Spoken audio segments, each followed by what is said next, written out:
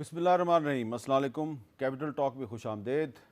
आज Islamabad high court के 6 जजेस के मामले पे जो सुप्रीम कोर्ट में जो प्रोसीडिंग्स हुई है, जो समाअत हुई है, उसमें बहुत से नए पहलू सामने आए हैं, बहुत से इंकशाफात हुए हैं और जजेस ने अपने रिमार्क्स में बार बार कहा है कि जो सियासतदान हैं वो कोर्ट्स के ज़रिए अपनी जो सियासत है उसको मैनेज करना बंद कर दें। और अब इसमें कोई शक नहीं रहा कि हुकूमत और अदलिया के दरमियान बाकायदा एक मुहाज़राई का सिलसिला चल रहा है। और दूसरी तरफ अपोजिशन जो है वो भी हमें मुंतशर नज़र आती है और अपोजिशन की पार्टियों का एक इत्तेहाद जिसमें तहरीक इंसाफ शामिल है और उसमें महमूद खान अचकज़ई साहब शामिल हैं, अख्तर मैंगल साहब शामिल हैं, वो एक अलहदा तहरीक चला रहे हैं। मौलाना फजलुर रहमान साहब ने एक अलहदा तहरीक चलाने का ऐलान कर दिया है। और फिर तहरीक इंसाफ के अंदर भी हुकूमत के साथ मुज़ाकरात के मसले पे कोई एक राय नहीं पाई जाती, बल्कि दूसरी राय भी पाई जाती है, तीसरी राय भी पाई जाती है, कुछ चौथी राय भी पाई जाती है और पांचवी राय भी पाई जाती है और शायद कल परसों तक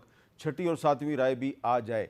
तो ये जो सूरत हाल है, इस सूरत हाल में पाकिस्तान में सियासी इस्तेहकाम कैसे पैदा होगा। आज हमने अपने प्रोग्राम में दावत दी है मुस्लिम लीग नून की एक सीनियर शख्सियत को और एक तहरीक इंसाफ के सीनियर रहनुमा, दोनों से हम बात करेंगे। मामला एक ही है कि ये हम पाकिस्तान को लेके किधर जा रहे हैं। जज साहिबान जो हैं वो सुप्रीम कोर्ट में आज कह रहे हैं कि पार्लियामेंट अपने आप को मजबूत करे, लेकिन क्या पार्लियामेंट वाकई इस एहसास से दो चार है कि वो मजबूत नहीं है। हमारे साथ मौजूद हैं जनाब सेनेटर इरफान सिद्दीकी साहब, जो कि पार्लिमानी लीडर हैं सेनेट में मुस्लिम लीग नून के। इरफान सिद्दीकी साहब, आपका कॉलम है मुज़ाकरात या इल्तमास निजात। जी। मैं इससे बात शुरू कर रहा हूँ, जजेस के मामले पे मैं बाद में आता हूँ। इसमें आप ये कह रहे हैं जी कि तहरीक इंसाफ का कोई एक मौक़िफ़ नज़र नहीं आ रहा और वो मुज़ाकरात के नाम पे इल्तमास निजात कर रही है, यानी कि हमें कोई आपने जो NRO है उसको उर्दू तर्जुमा कर दिया इल्तमास निजात। लेकिन इमरान खान साहब ने तो एक कमेटी बना दी है, उसमें अली मीन गंडापुर साहब हैं, शिबली फराज साहब हैं, उमर अयूब साहब हैं। वो कह रहे हैं जी हम तो मुज़ाकरात करेंगे। और शहरयार आफरीदी साहब कह रहे हैं मुज़ाकरात करेंगे तो फ़ौजियों से करेंगे, और रऊफ़ हसन साहब जो हैं वो कह रहे हैं मुज़ाकरात करेंगे तो फ़ौजियों से करेंगे। तो पाकिस्तान में खुल्लम खुल्ला जी फ़ौज से मुज़ाकरात की बात कर रहे हैं सियासतदान। तो आर्टिकल 243 243 किधर जाएगा, और वो पार्लियामेंट की सुपरमेसी जिसका जिक्र कर रहे हैं जज साहबान, वो किधर जाएगा।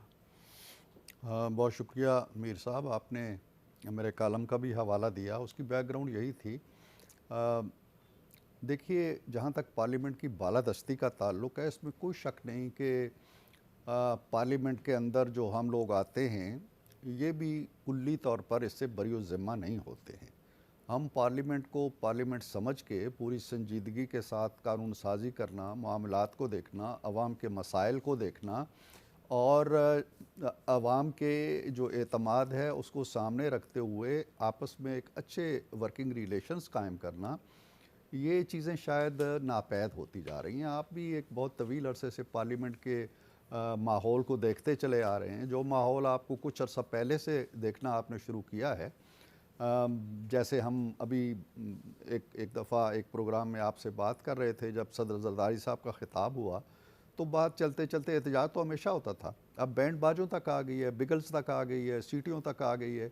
तो हम आगे जाने के बजाय पीछे लुढ़क रहे हैं। जब माहौल हम ख़राब रखेंगे, एक दूसरे से हाथ नहीं मिलाएंगे, बात नहीं करेंगे, चलें आप जो जो जो करख्त किस्म के या संजीदा किस्म के या आपस में जो आपकी चपकलश के मसाइल हैं वो नहीं हल आप कर सकते, आप आपस में तो मिल बैठ सकते हैं, लहजे तो ठीक कर सकते हैं, गुफ्तगू तो कर सकते हैं, हाथ तो मिला सकते हैं, कानून साजी पे तो बात कर सकते हैं। ये चीज़ें भी बड़ी कम हो गई हैं। तो इसलिए हमारी कमज़ोरी में, लेकिन एक जुमला मुझे कहने की इजाज़त दे दें कि पार्लियामेंट को कमज़ोर करने में ये जो आवाज़ उठी है कि सियासतदान शायद ज़िम्मेदार हैं, कुल्ली तौर पे नहीं हैं। कुल्ली तौर पे इसलिए नहीं हैं कि सियासतदानों ने जब भी कानून साजी की, उस कानून साजी को उन्होंने, बाज़ हमारे जज साहिबान ने उतनी अहमियत भी नहीं दी जितनी किसी यूनियन काउंसिल के इजलास की किसी करारदाद को दी जाती है। तो जब आप पार्लियामेंट के बनाए हुए कानून को और पार्लियामेंट की तरामीम को भी ایک خس و خاشاک کی طرح باہر اٹھا پھینکیں گے تو پارلیمنٹ کیا چلیں کرے میں گی؟ آپ کو قاضی فائزہ صاحب نے آج ایک بات کہی ہے جی کیس کی سماعت کے دوران، سنیں وہ کیا کہہ رہے ہیں۔ جیسے اظہر من اللہ صاحب نے وہ جو کمیشن کا ذکر کیا دھرنا والا، میں خود کیا نہیں کر سکتا تھا؟ آپ کے خیال میں آپ کو، ہمیں دنیا کو نہیں پتا تھا پاکستان کو چلا کون رہا تھا اس وقت؟ مگر آپ لوگوں نے ان کو بچانا تھا یا نہیں بچانا تھا؟ میں خود یہ کام نہیں کر سکتا تھا کہ مجھے کمیونٹی کمیشن کے پاس بھیجنا چاہیے، اس لیے نہیں کیا کہ کوئی میری ذات پہ نہ انگلی اٹھائے، کیونکہ دیکھیے میں نے لکھ کر کے دیا تھا کہ general Faiz Hamid is behind it. Now I had disqualified myself. That's why I left it to the government. Irfan Siddiqui صاحب چیف جسٹس آف پاکستان کہہ رہے ہیں کہ میں نے فیض آباد دھرنا کیس میں لکھ کے دیا تھا کہ جنرل فیض حمید اس دھرنے کے ماسٹر مائنڈ تھے، آپ کی حکومت تھی، آپ کی حکومت نے اس وقت بھی اس کیس پہ عمل درآمد نہیں کیا، اب آپ کی دوبارہ حکومت آ گئی ہے، ابھی بھی آپ عمل درآمد نہیں کر رہے۔ چلیں آپ کہہ رہے ہیں جی پارلیمنٹ کے بنائے گئے قوانین پہ عمل درآمد نہیں ہوتا، لیکن فیض حمید کا ذکر تو نواز شریف صاحب کرتے رہے ہیں، تو آج تو چیف جسٹس نے کہہ دیا کہ میں نے لکھا تھا کہ یہ بندہ ہے، تو آپ کی حکومت نے نہ اس وقت کوئی کام کیا نہ آپ کیا۔ قاضی صاحب کی جو آج کی گفتگو ہے اس کا مخاطب پتہ نہیں براہ راست ہم لوگ تھے یا ان کے اپنے ساتھی جج صاحب اٹارنی جنرل اٹارنی جنرل کو کہہ رہے تھے اس میں وہ ٹھیک کہہ رہے ہیں، ہماری کمزوری ہے، ہم نہیں کر سکے اور ہم شاید آگے بھی نہ کر سکیں۔ دیکھیں نا، ہے میں یہ میری بات گزارش سن لیجئے چونکنے سے پہلے، میں یہ کہہ رہا ہوں کہ آپ کے سامنے پرویز مشرف کا پورا کیس موجود ہے۔ شاید یہ پہلا کیس تھا کہ نواز شریف صاحب عدالت میں لے کے گئے، باقاعدہ ایک چارج شیٹ ہوئی، مقدمہ چلا، سزائیں ہوئیں، لیکن آپ جو پریکٹیکل حقیقت ہے وہ یہ ہے کہ پرویز مشرف صاحب کو پھانسی دینا تو بہت دور کی بات تھی نا، ہم ایک دن سمبولیکلی بھی انہیں جیل میں نہیں ڈال سکے۔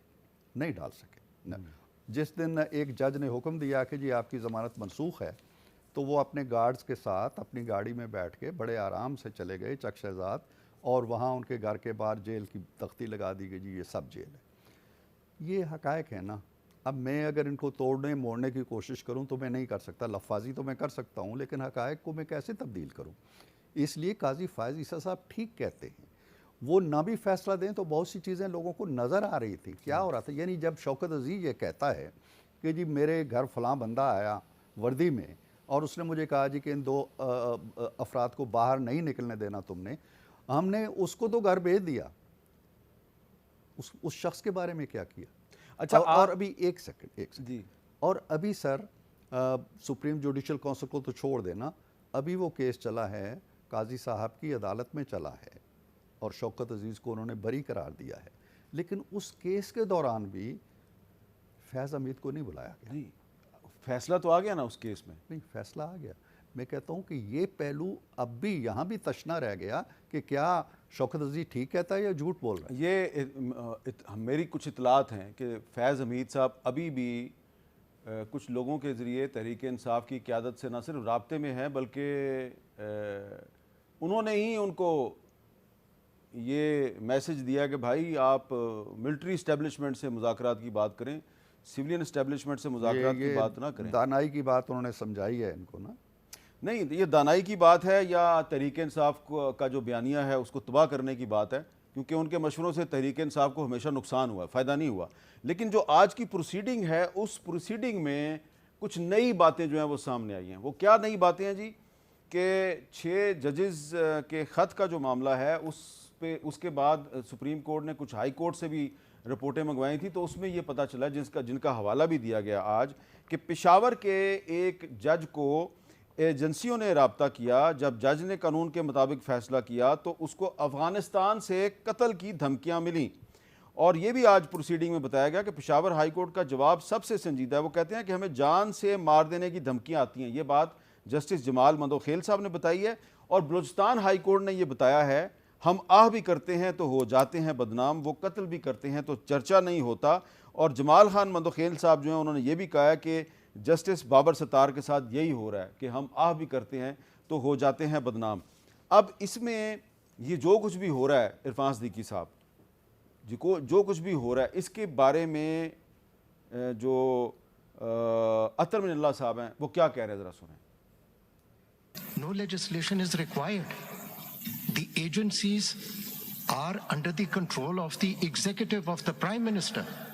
If they are doing something, the Prime Minister and his cabinet are responsible. How can they say rules of business aap dekh le, constitution dekh le? They are not something independent. دیکھیں article 243 clearly کہتا ہے کہ مسلح افواج کی کمان اور control وفاقی حکومت کے پاس ہوگا. اس آرٹیکل کے تحت افواج پاکستان جو ہے وہ سبارڈینیٹ ادارہ ہے حکومت کا, اور جو انٹیلیجنس ایجنسیاں ہیں وہ بھی سبارڈینیٹ ہیں.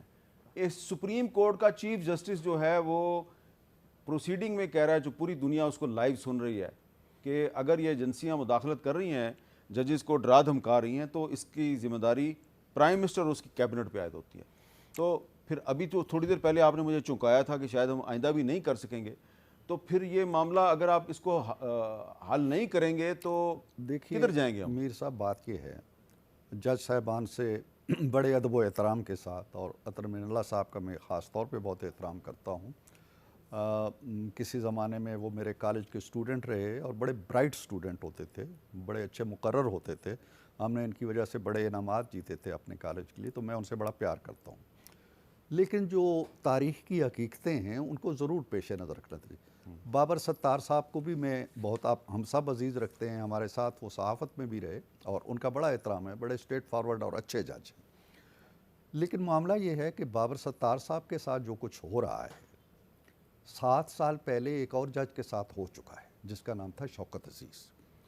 یہ دردمندی, یہ سوز و گداس, یہ لہجہ, یہ الفاظ, یہ طرز بیان اس وقت نہیں آیا. نہیں, بابر ستار صاحب اس وقت جج نہیں تھے. میں بابر ستار کی بات نہیں کر رہا, میں اطہر من اللہ صاحب کی بات کر رہا ہوں. ٹھیک ہے, کہ جس طرح انہوں نے بابر ستار کا حوالہ دیا اور ان کے بارے میں دردمندی کا اور دل سوزی کا اظہار کیا. ان کے کولیگ تھے, ان کے سینئر کولیگ تھا شوکت, اور وہ ڈائریکٹ بینیفیشری ہیں. شوکت نہ جاتا تو وہ چیف جسٹس نہ بنتے اس وقت. وہ اب 7 سال ہو گئے ہیں اس بات کو, اور وہ تو کوئی ڈکی چھپی بات نہیں تھی. اظہر من الشمس وہ کھڑا ہو کے کہہ رہا ہے جی کہ یہ وردی والا, اب تو یہ ہے نا جی کہ ہم پہ پریشر ڈالا, ہم پہ یہ آیا وہ آیا, ہمیں نہیں پتا کون آیا کون نہیں آیا, کدھر سے پیغام آیا, کون سی ایجنسی تھی.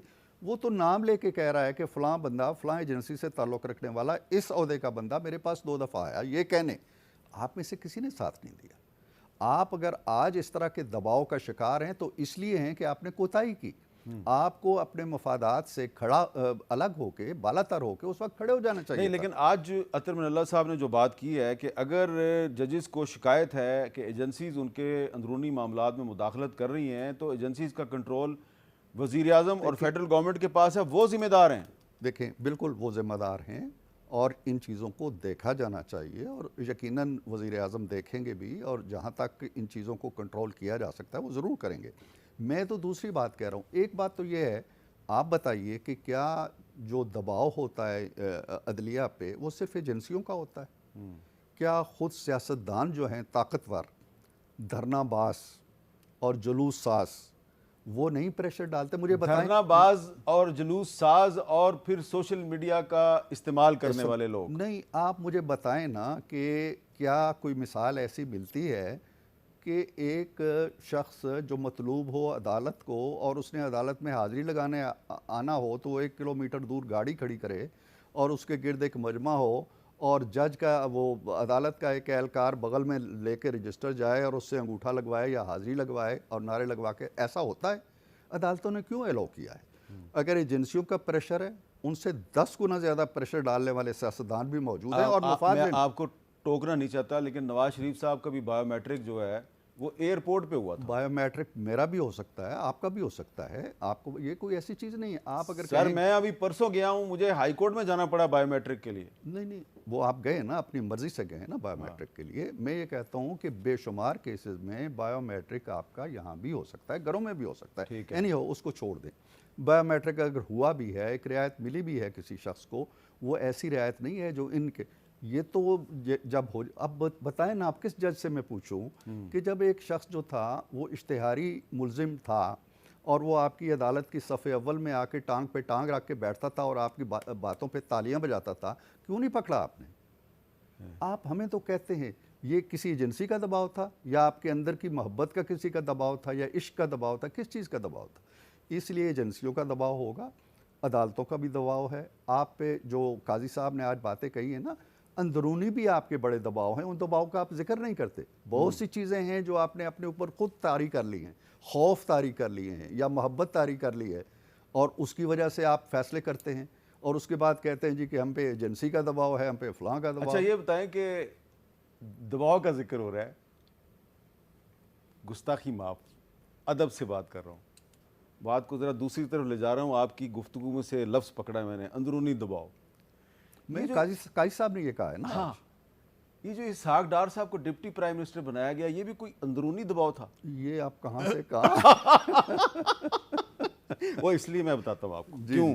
जी जी ये एक तो आपका कॉलम है, बहुत अच्छा है, ज़बरदस्त है। आज डॉन अखबार में एक कॉलम छपा है आरफा नूर साहबा का। जी जी आरफा नूर साहबा जो है, ये पहले मैं आपको बता दूं कि जब आपकी पार्टी ज़ेरे अताब थी, अंडर फायर थी, हाँ नहीं, वो बहुत उम्दा लिखती इन्होंने है। बहुत आपके हक में लिखा, मरियम नवाज शरीफ साहबा के हक में लिखा, लेकिन आज उन्होंने ये लिखा है enter the deputy prime minister, और उन्होंने कहा जी ये जो पार्टी है मुस्लिम लीग नून, ये एक ही ख़ानदान की जो है वो असीर बन चुकी है, और डार्स appointment will add more fuel to the whispers that the PMLN is facing inner strife, कोई अंदरूनी कशमकश चल रही है।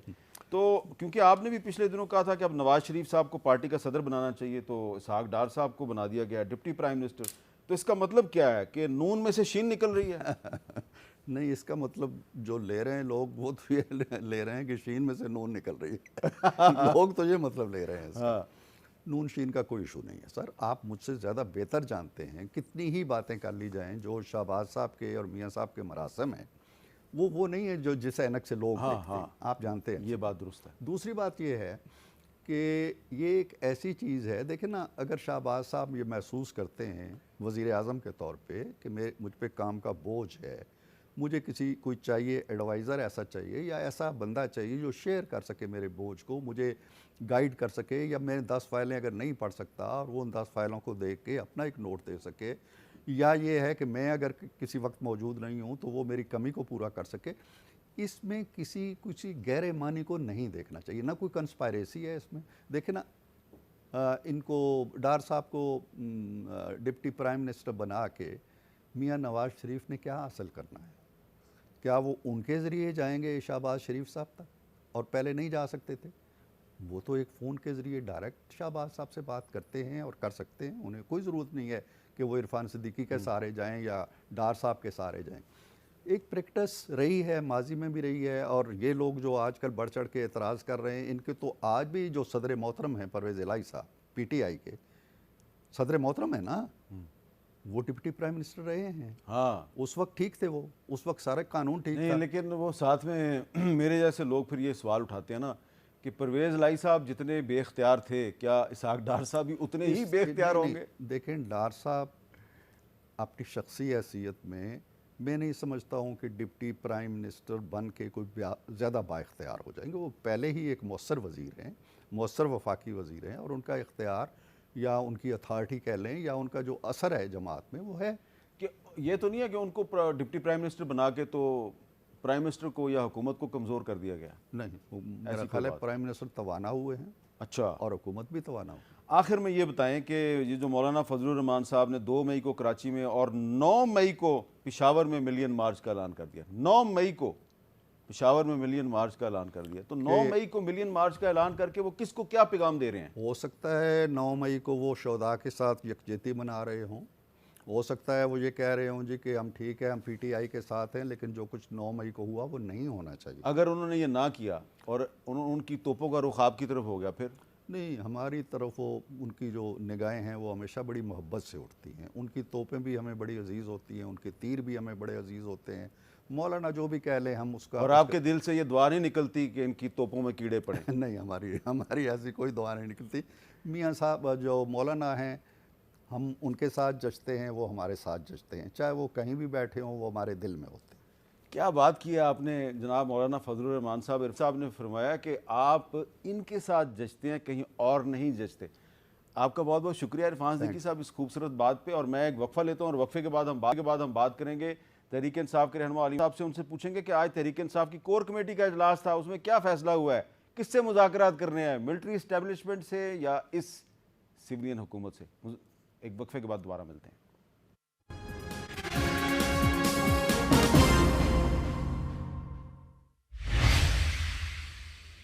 कैपिटल टॉक में खुशामदेद। और आज बहुत से अहम मामलात हैं उनका जिक्र हम कर रहे हैं, लेकिन आज पाकिस्तान तहरीक इंसाफ की कोर कमेटी का एक बड़ा लंबा मुशावरती इजलास भी हुआ है और उसमें मौजूद थे जनाब अली मोहम्मद ख़ान साहब, तहरीक इंसाफ के सीनियर रहनुमा और साबिक वज़ीर, वो हमारे साथ मौजूद हैं। बहुत शुक्रिया अली। शुक्रिया मीर साहब, बहुत शुक्रिया। ये बताएं कि कोर कमेटी का आज एजेंडा जो है उसकी कोई ऐसा अहम मामला है जो कि आप शेयर करना चाहेंगे अपने नाज़रीन के साथ?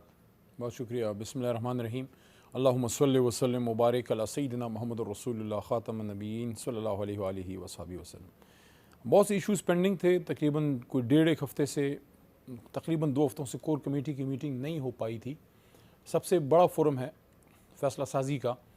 जो अहम तरीन इशू कुछ सामने आ जाए उनमें एक तो रऊफ़ हसन साहब वैसे इस पर तफसीली बात करेंगे, इंफॉर्मेशन सेक्रेटरी जो हैं, कि जो लोगों के वापस शामिल करने की बात है, री इंक्लूजन की, जो लोग छोड़ के चले गए थे पार्टी को, तो उस पर कोर कमेटी ने फ़ैसला किया है कि इमरान खान साहब की रिहाई तक ये मामला पेंडिंग होगा। खान साहब बाहर निकल के फिर खुद ही फ़ैसला करेंगे केस टू केस।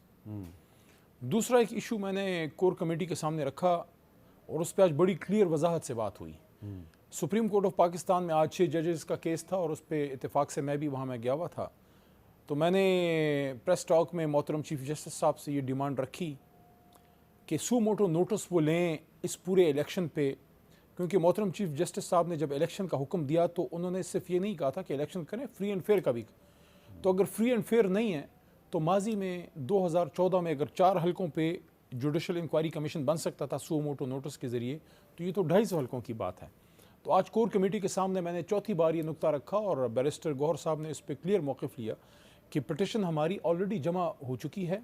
अब ये चीफ़ जस्टिस साहब पे हैं कि वो कब मुनासिब समझते हैं कि इसको उठाएं। मेरे ख़्याल में मुनासिब है कि उसको उठा लें और इस पर एक सू मोटो नोटिस हो, क्योंकि ये सारी कन्फ्यूजन ख़त्म हो जाएगी अगर सुप्रीम कोर्ट उस पर एक कमीशन बना देगा और वो इसकी इन्वेस्टिगेशन करेगा, क्योंकि जो कुछ हुआ है इस इलेक्शन में माजी में ऐसा नहीं हुआ। अच्छा, एक मामला बड़ा अहम है। कल इमरान खान साहब ने कोर्ट रिपोर्टर्स के साथ भी बात की है, आज के अखबारात में ख़बर भी ये शाया हुई है, ये डॉन अखबार की खबर है जी कि इमरान खान साहब ने अली मीन गंडापुर, उमर अयूब और शिबली फराज को इस्टेब्लिशमेंट से मुज़ाकरात के लिए टास्क दे दिया है। तो आप तो सिविलियन सुपरमेसी के हामी हैं, तो सिविलियन सुपरमेसी के लिए तो बात सिविलियन गवर्नमेंट के साथ होनी चाहिए, इस्टेब्लिशमेंट के साथ बातचीत क्यों होगी? देखिए, पहले तो ये जो खबर है मुझे नहीं पता कि ये कितनी कोई ऑथेंटिक है। डॉन तो मुस्तनद अखबार है, लेकिन ऐसी कोई मुस्तनद खबर अभी तक मेरे नॉलेज में नहीं। हाँ, शिबली फराज साहब के अलावा जो शहरियार अफरीदी साहब हैं और फिर रऊफ़ हसन साहब, वो कह चुके हैं। देखिए, ये कमेटी के नाम सामने आए हैं, ये मुज़ाकरात के हवाले से इमरान खान साहब ने एक नहीं, रऊफ़ हसन साहब कह रहे हैं कि हम सिविलियन गवर्नमेंट से मुज़ाकरात नहीं करेंगे, हम नहीं, देखिए इस्टेब्लिशमेंट से मुज़ाकरात। देखिए, हम पॉलिटिकल पार्टी हैं, हम सिविलियन सुप्रीमेसी की बात करते हैं, कॉन्स्टिट्यूशन की बालादस्ती की और पार्लियामान की बालादस्ती की हम बात करते हैं, और इमरान खान साहब की सारी जद्दोजहदी आइन की बालादस्ती और सिविलियन सुप्रीमेसी की है। देखिए, फ़ौज हमारा एक इदारा है और वो लाजिम व मलजूम है मुल्क के लिए, फ़ौज के बगैर मुल्क नहीं चल सकता। तो लेकिन रऊफ़ हसन साहब की जो बात है, आप उसको आगे बढ़ा रहे हैं या उसकी तरदीद कर रहे हैं? मैं अर्ज़ करता हूँ, मैं एक पॉलिटिकल वर्कर हूँ और मैं ये ज़ाती भी मेरी राय है और जितनी मेरी समझ है पॉलिटिकल कमेटी अपना कोर कमेटी से जितनी मैंने अख़ज़ की है चीज़ें, हमारे मुज़ाकरात होने हैं पॉलिटिकल पार्टीज़ से। जो कोई कन्फ्यूजन होती है एस्टैब्लिशमेंट के हवाले से, कोई मिसकम्युनिकेशन है या कन्फ्यूजन है, उस पर तो कन्फ्यूजन दूर करने के लिए कोई बात हो सकती है, लेकिन मुज़ाकरात एक सियासी जमात के एस्टैब्लिशमेंट से इस तरह नहीं होते। आइन में इसकी कोई गुंजाइश नहीं है, आर्टिकल 243 में इसकी कोई गुंजाइश नहीं। हुकूमत वक्त ने मुज़ाकरात की बारहा बात की है। आसिफ जरदारी साहब ने बात की, राना सनाउल्लाह साहब ने बात की, प्रोफेसर साहब ने भी जो उनके हैं उन्होंने भी बात की, इरफान सिद्दीकी साहब जी उन्होंने, वो प्रोफेसर हैं इसलिए सेनेट में जब मैं मिनिस्टर के तौर पर जाता था आज कॉलम भी लिखा है इसमें। तो सब ने बात की है। मैंने इस पर क्लियर मौक़िफ़ लिया है कि हुकूमत सीरियस है मुज़ाकरात में, تو ان کے عمل سے ثابت ہونا چاہیے، صرف وہ لفاظی نہ کریں. عمران خان صاحب کی رہائی پہ عملی اقدامات اٹھائیں، اسیران کی رہائی پہ، اور مینڈیٹ کی واپسی پہ کلیئر روڈ میپ دیں. تو اگر وہ مذاکرات کرنا چاہیں گے تو یہ تو کچھ نام سامنے آئے ہیں، اس میں کچھ سینئر قیادت اور بھی شامل ہو سکتے ہیں جو افہام و تفہیم سے معاملات کو ایک حل کی طرف لے کے جانا چاہتے ہیں کہ مینڈیٹ کا یہ قضیہ بھی حل ہو، یہ جو بہت بڑا ڈاکہ پڑا ہے فارم 47 کے ذریعے، اور عمران خان صاحب کی رہائی ہمارا ایجنڈا پوائنٹ نمبر 1 ہے. یہ بتائیں کہ تحریک انصاف نے پچھلا جو فرائیڈے ہے، جمعے کے دن پورے ملک میں احتجاج کا اعلان کیا تھا، کوئی بہت بڑا احتجاج جو ہے وہ نظر نہیں آیا. اب مولانا فضل الرحمان صاحب نے 2 مئی کو کراچی میں اور 9 مئی کو پشاور میں ملین مارچ کا اعلان کر دیا. کچھ اپوزیشن بکھری سے نظر آتی ہے. کیا اچھا نہ ہو کہ مولانا فضل الرحمان اور تحریک انصاف مل کے احتجاج کریں؟ دیکھیں، مولانا صاحب کا موقف آج وہی ہے جو عمران خان صاحب کا ہے، اور پہلے مولانا صاحب اس لائن پہ خان کے ساتھ آ جاتے تو اچھا تھا، پتہ نہیں کہاں چلے گئے تھے. رات کے 12 بجے ہماری حکومت بھی ختم ہونے میں ان کا بھی بڑا رول تھا، لیکن دیر آئے درست آئے. آج اگر مولانا صاحب کو احساس ہو گیا کہ وہ سیاست ٹھیک نہیں تھی، وہ کام ٹھیک نہیں تھا کہ سندھ ہاؤس میں اکٹھے ہوں لوگ، ہمارے ٹوٹیں، ہمارے ہی لوگ وہاں پہ اسیر بن کے بیٹھیں اور ان کی وفاداریاں بدلیں، یہ سارا کچھ ایک تاریخ باب ہے. ہم تو سمجھتے تھے، آپ بھی تاریخ کے طالب علم ہیں، میں بھی سیاست و تاریخ کا طالب علم ہوں، ہم سمجھتے تھے چھانگا مانگا سیاست ختم ہو گئی. میاں صاحب کے دور میں جو چھانگا مانگا سیاست ہے، ہم سمجھتے تھے وہ جھرلی کی سیاست ختم ہو گئی. ہم نے تو دیکھا کہ وہ آج بھی. لیکن میری تاریخ جو ہے وہ یہ کہتی ہے کہ جنرل باجوہ کو ایکسٹینشن دینا بھی پاکستان کی تاریخ کا ایک سیاہ دور تھا، اور اس میں بھی سارے کے سارے انوالو تھے. دیکھیں میر صاحب، انسان کو اپنی غلطیوں سے سیکھنا چاہیے. اگر ہم سمجھتے ہیں کہ پاکستان نے تا قیامت رہنا ہے جو کہ رہنا ہے، تو ادارے مضبوط ہوتے ہیں. اداروں کو مضبوط کرنے سے آپ نے غلطی سے سبق سیکھ لیا ہے؟ جب شخصیات کو مضبوط کریں گے، ادارے کمزور ہوں گے. واہ، کیا بات کی آپ نے! اس کا مطلب ہے آپ نے غلطی سے سبق سیکھ لیا. دیکھیں، دوائی کھانے کے بعد جو ہے تو صحت ٹھیک ہونی چاہیے. آئندہ آپ کسی ایکسٹینشن کی حمایت نہیں کریں گے؟ کسی کی بھی ایکسٹینشن نہیں ہونی چاہیے، چاہے وہ کسی بھی ادارے میں ہو، اسٹیبلشمنٹ ہو، جوڈیشری ہو، سویلین ادارے ہوں. ہاں، اگر ایمرجنسی حالات ہیں اور اس شخص کے بغیر کوئی چارہ نہیں ہے، ایسا شخص میری یادداشت میں تو ایک ہی تھا جس کے بغیر کوئی چارہ نہیں تھا. اچھا، یہ ہم ڈاکٹر عبد القدیر خان. ہاں، یہ بات آپ کی درست ہے، اور اس پہ میں آپ سے 100% اتفاق کرتا ہوں. اور پھر ڈاکٹر عبد ان کا کوئی نعم البدل نہیں تھا، اور اس کے لیکن ان کی وہ قدر ہم نہیں کر سکے بعثت قوم جو کرنی چاہیے تھی. ہم نے نہ صرف ان کی بے قدری کی بلکہ ہم نے ان کو خوار کرنے کی کوشش کی. بہرحال اللہ ان کا اس جہان میں سرخرو کرے، کیونکہ لا الہ الا اللہ محمد الرسول اللہ پہ جو ملک 27 رمضان المبارک کو بنا، اس کو ناقابل تسخیر بنانے میں قدیر خان صاحب کا کلیدی رول. اچھا، آج آپ نے بھی ذکر کیا سپریم کورٹ میں جو پروسیڈنگ ہو رہی تھی، آپ خود بھی موجود تھے وہاں پہ. چیف جسٹس قاضی فائز عیسیٰ صاحب نے فیض آباد دھرنا کیس کا ذکر کیا. تو آپ ایگری کرتے ہیں کہ اگر اس فیض آباد دھرنا کیس کے فیصلے پہ عمل درآمد ہو جاتا تو آج پاکستان میں وہ کچھ نہ ہو رہا ہوتا جو جس پہ کہ ہر کوئی چیخو پکار کر رہا ہے؟ دیکھیں، یہی بنیادی باتیں ہیں. میرے خیال میں جس تلخ تجربے سے پاکستان تحریک انصاف گزری ہے، شاید حالیہ تاریخ میں 77 کے بعد کوئی ایون پیپلز پارٹی کے ساتھ بھی شاید اس طریقے سے نہیں ہوا جس طرح ہمارے ساتھ ہوا ہے. لیکن ہم نے تو بہت سی چیزیں ایک ہی جھٹکے میں سیکھ لی ہیں، اللہ کے کرم سے بہت چیزوں کا احساس ہوا ہے.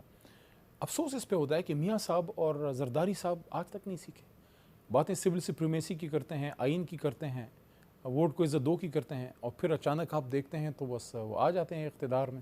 ووٹ ان کے پاس نہیں ہوتا، عوام کی سپورٹ نہیں ہوتی اقتدار. لیکن آپ کے کچھ ساتھی یہ کہتے ہیں کہ ابھی بھی آئی ایس آئی کے سابق سربراہ جنرل فیض جو ہیں وہ آپ کی پارٹی کے بہت سے لوگوں کو اپنے فیض سے فیضیاب کر رہے ہیں. تو مداخلت تو بھی ہو رہی ہے آپ کی پارٹی میں. دیکھیں، کسی کا کوئی ذاتی تعلق ہے، دوستی ہے، اس پہ میں نہیں بات کرتا. لیکن کوئی بھی شخص ہو آئین کے ماورا جائے گا، چاہے وہ اسٹیبلشمنٹ سے ہو، چاہے وہ جوڈیشری سے ہو، چاہے وہ سول بیوروکریسی سے ہو، یا ہمارے پولیٹیشن میں سے ہو. یہ میں اس لیے بات کروں کہ آپ خود ہمیشہ یہ بات کرتے ہیں، اس لیے آپ اس بات کو شاید سپورٹ کریں کہ یہ جو کتاب ہے نا آئین کی، اس کو ہم نے کاغذ کا پلندہ بنایا ہے. اس کو عمل کر کے ہم آئین پاکستان بنا سکتے ہیں. جب تک اس پہ عمل نہیں کریں گے، یہ صرف کاغذ کا پلندہ رہے گا. ابھی تو یہ کاغذ کا پلندہ ہے، اور It's never too late. اور بہت عرصے کے بعد جو ہے وہ It's never too میں late. بھی اب اس آئین کے مستقبل سے کافی تشویش کا شکار ہوں. مایوس نہیں ہوں، تشویش کا شکار ہوں. اس لیے میں ایک بریک لیتا ہوں، بریک کے بعد دوبارہ ملتے ہیں.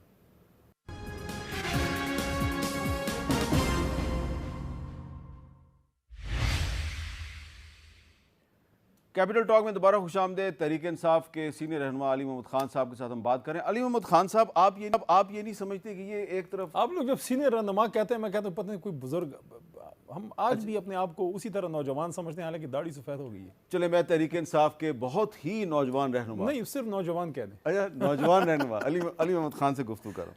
یہ بتائیں، آپ نہیں سمجھتے کہ یہ حکومت اور عدلیہ کی لڑائی، اپوزیشن کی اور حکومت کی لڑائی، پھر اپوزیشن اور اپوزیشن کے درمیان معاملہ ٹھیک نہیں ہے، پھر پی ٹی آئی کے اندر بھی بہت سے رہنما آپس میں لڑ رہے ہیں. اس سارے معاملے میں عوام کے جو اصل مسائل ہیں وہ نظر انداز ہو رہے ہیں. کون سا آج پاکستانی عوام کا اصل مسئلہ ہے جس پہ آپ لوگوں کو فوکس کرنا چاہیے اور آپ نہیں کر رہے؟ دیکھیں، بہت بڑا مسئلہ تو گندم کا ہے. ہاں، جو کسانوں کو مسئلہ ہے، کیونکہ میں خود ایک چھوٹا سا زمیندار ہوں، تو چلو ہم پہ ایک اللہ کا کرم ہے کہ کہیں کوئی پراپرٹی ہوگی، اس سے کرایہ آ جائے گا، یا کہیں اور سے کہیں پیسے آ جائیں گے، جو آپ کی کوئی بھی چیز ہوتی ہے. لیکن کچھ لوگ ایسے بھی ہیں جو صرف زمین کی پیداوار سے ان کا پورا سال چلتا ہے. بچوں کی شادیاں، بچوں کی تعلیم، اسکول کے بل، سارا کچھ، بجلی، گیس، آنا جانا، غمیاں خوشیاں. تو وہ بیچارے خودکشیوں کی طرف اب مطلب زندگی سے مایوس وہ ہو رہے ہیں. مجھے نہیں سمجھ آتی کہ اگر کیئر ٹیکر سیٹ اپ نے یہ غلطی کی تھی تو مسلم لیگ نون نے اتنا ٹائم کیوں لگایا اس کو ٹھیک کرنے میں؟ کیونکہ جس پنجاب سے ہم ووٹ اٹھاتے ہیں اسی پنجاب سے میاں صاحب کی جماعت بھی ووٹ اٹھاتی ہے. تو پورے پاکستان کے ساتھ، لیکن بالخصوص پنجاب کے ساتھ جو یہ ظلم ہوا ہے کسان کے ساتھ، مجھے نہیں سمجھ آتی کہ مریم بی بی اس کو کیسے جسٹیفائی کریں گی، یا نواز شریف صاحب تو خود ان کے ساتھ بیٹھے ہوئے ہیں، تجربہ کار آدمی ہیں، کیوں انہوں نے یہ غلطی ہونے دی کہ سیاست ایک طرف، لیکن کسان اگر رل رہا ہے تو پاکستان رل رہا ہے، کیونکہ ہم تو آج بھی ایگریکلچر کنٹری ہیں. اچھا، لیکن ایک طرف پنجاب گورنمنٹ نے روٹی کی قیمت میں کمی کا اعلان کیا، دوسری طرف خیبر پختونخوا گورنمنٹ نے روٹی کی قیمت میں کمی کا اعلان کیا. دونوں حکومتیں اس پہ عمل درآمد کرانے میں ناکام ہیں. تو فرق کیا ہے دونوں میں؟ دیکھیں، ایک تو ایشو یہ ہے کہ گندم کا جہاں تک آٹے کا مسئلہ ہے، تو جس طرح کچھ چیزوں پہ پورا پاکستان خیبر پختونخوا پہ ڈیپینڈنٹ ہے، اس میں آپ کے پانی کے ذخائر ہیں، بجلی کی یا گیس کی پروڈکشنز ہیں. سوئی کے بعد بہت زیادہ ہمارے پاس بھی کوئٹہ اپنا کوارڈ سائٹ پہ ہمارے جو ریزروز ہیں، کرک سائٹ پہ، سندھ سے بھی ہیں. تو اسی طرح خیبر پختونخوا آٹے پہ ڈیپینڈنٹ ہے اپنے بڑے بھائی پنجاب پہ. تو جب پنجاب میں یہ مسئلہ ہوا ہے تو اس کا آٹومیٹک ریپرکشن ہم پہ آتا ہے، کیونکہ بیچ میں جو ڈیلرز ہیں، جو تھرڈ پارٹیز ہیں، وہ اس میں پھر اپنا مال بناتے ہیں. علی امین خان نے تو ایک آفر بھی کی اور انہوں نے ایک بڑے دل کا بھی مظاہرہ کیا ہے کہ وہ پنجاب سے وہ ایک اچھی قیمت پہ ہماری خیبر پختونخوا کی حکومت گندم لینے کے لیے کسان سے یا حکومت سے وہ تیار ہے. لیکن آپ کی بات ایک حد تک صحیح ہے کہ اصل جو ریلیف کسان کو ملنی چاہیے وہ ابھی تک آ نہیں رہی. لیکن پنجاب کا جہاں ایک اپر ہینڈ ہے وہ اس طرح کے پی کے کا نہیں ہے، کیونکہ ہم لوگ ڈیپینڈنٹ ہیں آٹے پہ یا گندم پہ اپنے پنجاب پہ. آخر میں یہ بتائیں کہ آج سپریم کورٹ میں بار بار ذکر ہو رہا تھا کہ پارلیمنٹ اپنے آپ کو مضبوط کرے. پارلیمنٹ جب تک مضبوط نہیں کرے گی تو پاکستان کے مسائل حل نہیں ہو سکتے. سیاستدان جو ہے اپنی غلطیوں سے سبق سیکھیں. ہر کوئی جو ہے وہ کہہ رہا ہے کہ جی پارلیمنٹ جو اپنے آپ کو مضبوط کرے. تو پارلیمنٹ کیسے مضبوط ہوگی؟ پارلیمنٹ کے مسائل پارلیمنٹ کے اندر حل ہونے سے اور اقتدار کی طرف کسی شارٹ کٹ کی طرف جانے سے نہیں، وہ راستہ جو عوام کے آنگن سے ہو کے آتا ہے. اگر آپ عوام کے ووٹ سے پارلیمنٹ میں آنے پہ یقین رکھتے ہیں، پارلیمنٹ مضبوط ہوگی. اگر آپ فارم 47 پہ یا چھتری پہ آنا چاہتے ہیں، چور دروازے سے آنا چاہتے ہیں، یاد رکھیے جو چور دروازے سے آتا ہے اس کی ایگزٹ بھی پھر بہت جلدی ہوتی ہے. جو عوام کی طاقت سے آتا ہے وہ بیٹھا رہتا ہے. دیکھیں، حکومتیں آتی جاتی رہتی ہیں، اصل چیز یہ ہے کہ آپ کا مینڈیٹ زندہ ہے یا نہیں، عوام میں آپ کی جڑیں کتنی مضبوط ہیں، عوام آپ کے ساتھ جڑ کے کھڑی ہے کہ نہیں. عوام آپ کے ساتھ ہے، اللہ آپ کے ساتھ ہے. دیکھیں، پارلیمنٹ کے اندر جو سینئر سیاسی قیادتیں ہیں، خان صاحب ہمارے لیڈر، پھر زرداری صاحب، ظاہر اب تو خیر وہ صدر ہیں، یا مولانا صاحب بھی اب سینئر ترین سیاستدانوں میں سے ہیں، شہباز شریف صاحب کی بھی عمر گزر گئی ہے. تو اگر یہ بڑے سیاستدان پارلیمنٹ کے اندر یہ فیصلہ کر لیں کہ اگر میری ذات یا میری جماعت کی سیاست کو کوئی معمولی سا ہچ بھی پڑتا ہے، سیٹ بیک بھی ملتا ہے، لیکن اگر میرے فیصلے سے پارلیمنٹ اور آئین مضبوط ہوتی ہے اور فیصلے کا مرکز، فیصلہ سازی کا مرکز پارلیمان بنتا ہے، میں سمجھتا ہوں یہ ون ون سچویشن ہے پاکستان کی ڈیموکریسی کے لیے۔ تو سیاستدانوں کو آپس میں مذاکرات کرنے چاہیے۔ دیکھیں، اپنا نقطہ نظر رکھیں، اپنا موقف نہ چھوڑیں، اللہ پھر راستہ دے دیتا ہے۔ جیسے ہمارے بنیادی نکات ہیں، عمران خان صاحب کی رہائی، مینڈیٹ کی واپسی۔ اگر آپ عمران خان صاحب کو رہا نہیں کریں گے، مذاکرات بے معنی ہیں۔ ٹھیک ہے، اس پہ تو بات چیت کرنی چاہیے سیاسی حکومت سے، سیاسی جماعتوں کو واپس۔ بالکل۔ بہت بہت شکریہ علی صاحب، اور نٹ شیل یہی ہے گفتگو کا کہ مذاکرات اگر ہونے چاہیے تو سیاستدانوں سے مذاکرات ہونے چاہیے، اور جو کوئی یہ کہتا ہے کہ ہم سیاستدانوں سے مذاکرات نہیں کریں گے بلکہ ہم آرمی چیف سے یا D G I S I سے مذاکرات کریں گے، تو دراصل وہ اپنے پاؤں پہ کلہاڑی مار رہا ہے۔ اجازت دیجیے، اللہ حافظ۔